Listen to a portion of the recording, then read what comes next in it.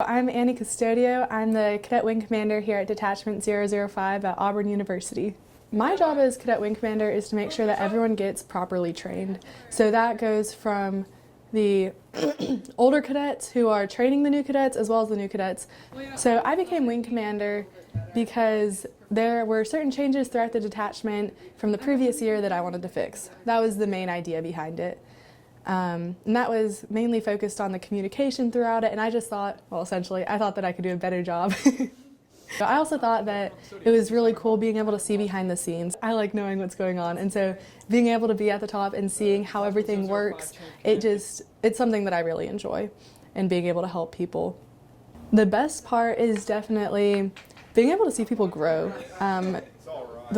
When we put people into positions, we put them there because we think they're going to do a good job. And then seeing that actually come to fruition is awesome. The most challenging part is when people aren't doing their job. I'm not a hugely confrontational person, and so having to kind of crack that whip and like come down on them and say, all right, you're doing your fellow cadets a disservice, essentially, and you need to step up. That was initially very hard for me to do, and so it's something that I got to grow a lot in. We're one of the best detachments in Alabama, and that's something that I definitely do carry a lot of pride in, mainly because there's that standard already upheld, and so it's, okay, I'm going to keep making sure that I'm doing my job to the best of my ability so that we can keep that up and so that people in the future will be able to have that same pride. So in terms of leadership experiences I've gained throughout my time as a commander, that's kind of the learning how to talk to people, learning how to conflict resolution has been huge. That's been a big one. Also just learning how to delegate, because coming in, I knew that that was going to be something that I had to deal with, not micromanaging. That was going to be one of the biggest hurdles that I would face.